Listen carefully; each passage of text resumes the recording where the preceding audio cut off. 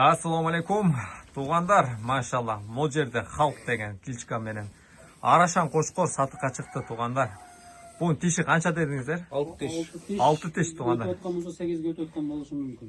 6 tishdan жазга 8 tishga o'tishi mumkin deydi taqsirlar. Bu чипированный и плюс плем карталары менен Arashan deb tasdiqtalgan pasportu менен tug'anlar.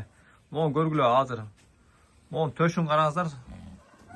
Төш чыкканда кенендигин карагыла, машалла. О, куйругун бери буруп коесуңарбы тақсыр?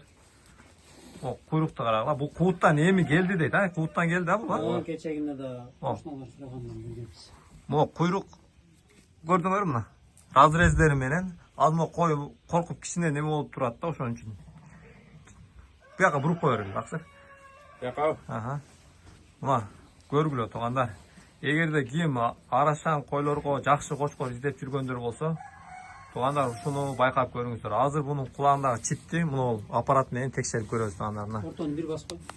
Ортон мындай жандырып туруп, мына текшеребиз. Мына жерде мына штрих код чыкты туугандар. Ушул менен плем картасын салыштырып ала бересиздер. Мына карап турабыз тақсыр. Бунун баасын канча коебуз? 150. 150? Кочкор сезон жок азыр. 150 деп койдуңар. Жок, түш беребиз келсе. 150ден түш бересиңер, а? Сүйлөш жолдору болот. Доставка болобу? Буюрса уюштуруп беребиз. Уюштуруп бересиздер, а? Бунун кулагы канча деп өттүлөр бу? 19. 19 деп түшкөн.